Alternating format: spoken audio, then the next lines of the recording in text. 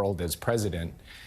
And what he's going to say is that at times of great change and challenge over his more than 50-year career, he's seen the United States help pull the world together to overcome them. And he's optimistic that we can do that again today. So he will talk about all of the changes and challenges we're seeing right now, but really send a clear message that we've seen these kind of moments before. We've come through them stronger, and he is confident we can do that again. The president has been extraordinarily frustrated, at least over the past 6 months, on Benjamin Netanyahu pushing away any proposed ceasefire. It looked several weeks ago like we may be getting close, with many inside his own cabinet, his defense minister, many people in Israel, across the Middle East, allies of Israel, Arab allies, the EU, the United States, all supporting a plan to bring the hostages home and begin a badly needed ceasefire. And yet Netanyahu pushed that away. Now, of course, the war erupting with Hezbollah. What has the president given up on the possibility that Benjamin Netanyahu and Hamas will ever sign a ceasefire deal? No, he absolutely hasn't given up. We remind ourselves frequently of what George Mitchell said the day that the Northern Ireland peace process was concluded. He said these kinds of negotiations are 700 days of failure and 1 day of success. So there have been difficulties and setbacks. We've had challenges getting the prime minister across the line. We've had challenges getting Hamas's leader, Sinwar, across the line. But we're determined to keep at it. And the president this week in New York will be huddling with other leaders to try to bring about a ceasefire and hostage deal in Gaza, and really critically to try to avert an all-out war in the Middle East, something that we have worked hard to avert since October 7th. Well, let's talk about that, Jake, because it does appear for the moment anyway that Netanyahu and the IDF have turned their attention, at least for now, up to Hezbollah in the north, in Lebanon. 1,300 targets, they say. They struck terrorist targets, taking out members of Hezbollah, civilians as well. Obviously, this comes after not just months, but years of Hezbollah attacking Israeli civilians in the north of their own country. So what is the risk here? Obviously, you have said, you know what, Israel is justified in defending itself here, but you worry about the escalation. What do you worry about may come next year? Well, look, as I said, since Hamas attacked Israel in that vicious slaughter and massacre on October 7th, we've been worried that this could spill over into a broader regional conflict. And there have been moments where that worry has really spiked. It spiked in the days following October 7th. It spiked again in April when Iran launched 300 missiles and drones, and we defeated that attack.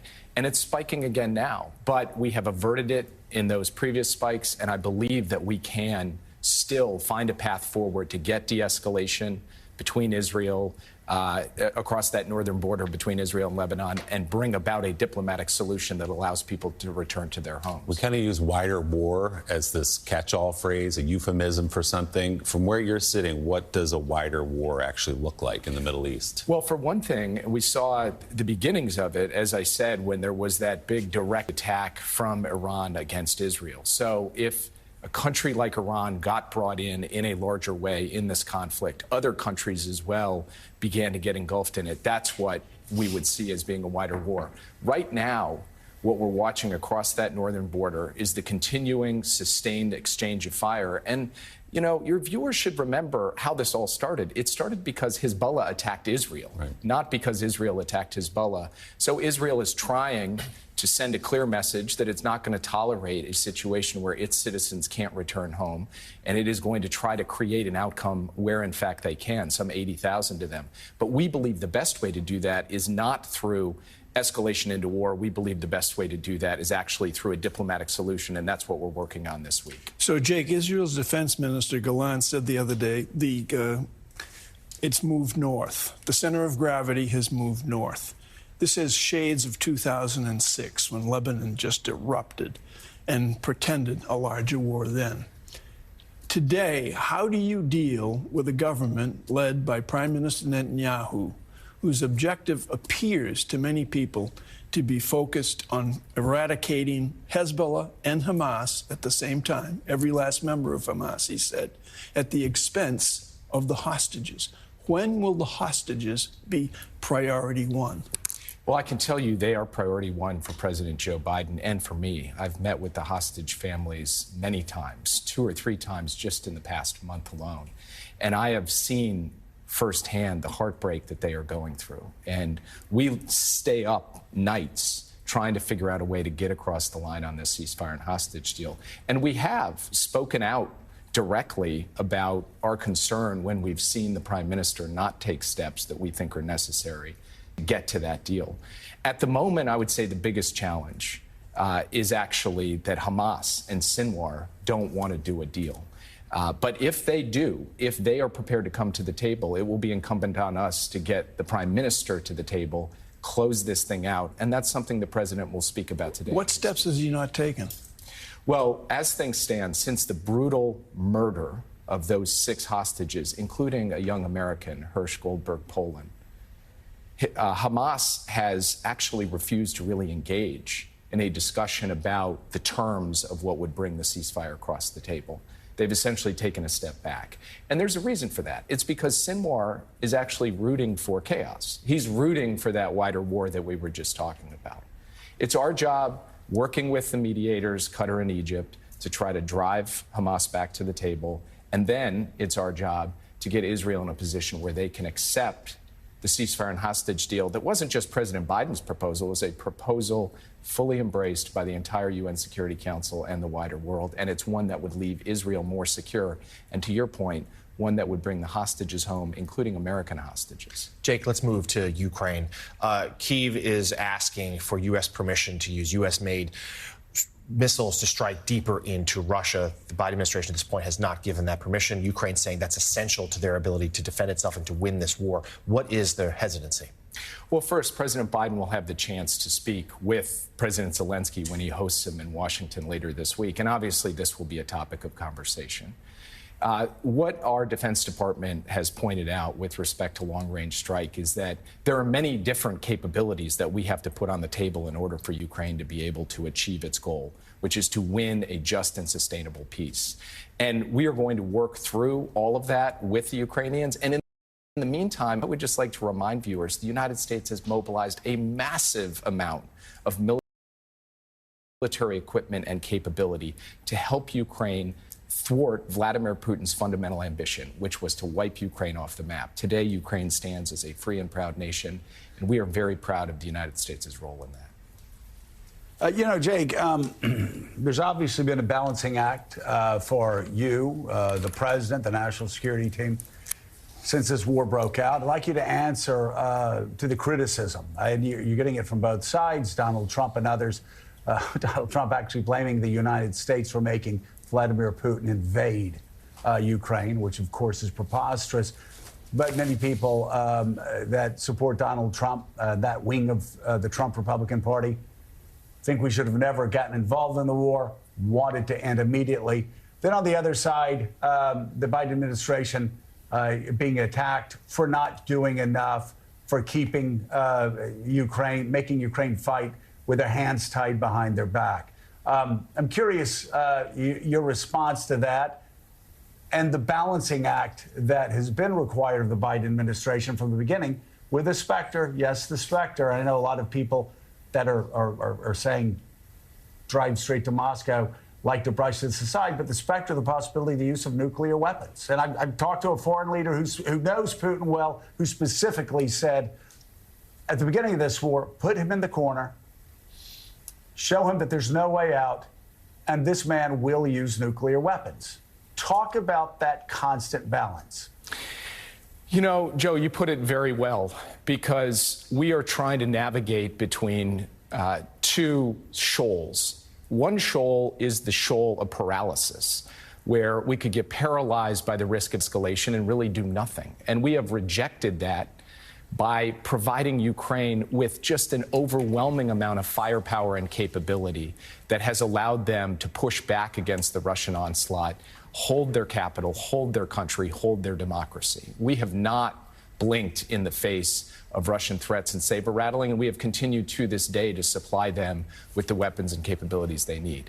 The other shoal is just entirely ignoring the risk of escalation.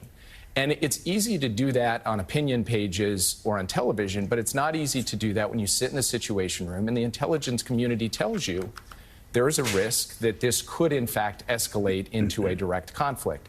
So we balance that. We manage the risk of escalation against the risk of paralysis, and we make sure that we are determined and decisive and fast in moving an unbelievable amount of stuff into Ukraine for them to be able to use to defend their country. And I am very proud, not just of what the United States has done on this front, but the 50 nations that Joe Biden has rallied to help Ukraine defend itself.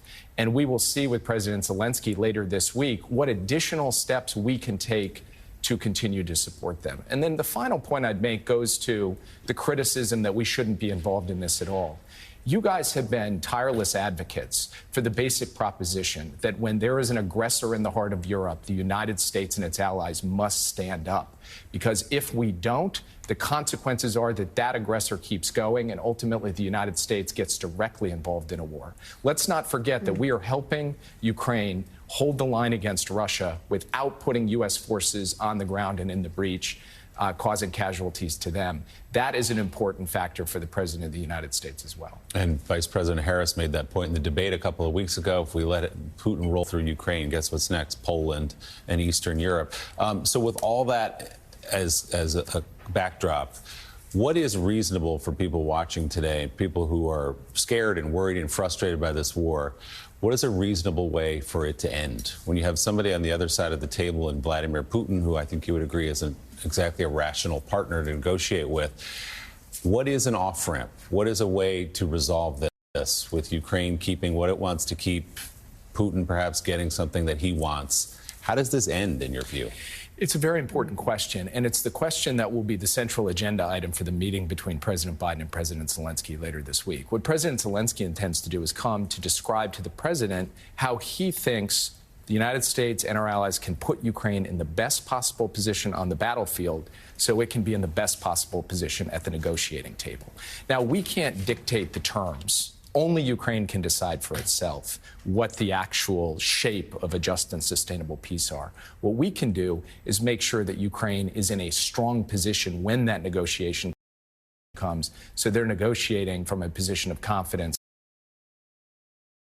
and not a position of weakness. You think Putin will ever come to the table and say, you know what, this didn't go the way I wanted it to go. I understand now I'm not going to roll my tanks into Kyiv and raise the Russian flag. Okay, I'm ready to sit down. Do you see him ever getting to that point? This war has ground away at Russia's basic vitality. If you look at the sheer number of casualties killed and wounded among the Russians, 1 million Russians leaving the country. Yes, their war machine is cranking, but their economy is getting hollowed out.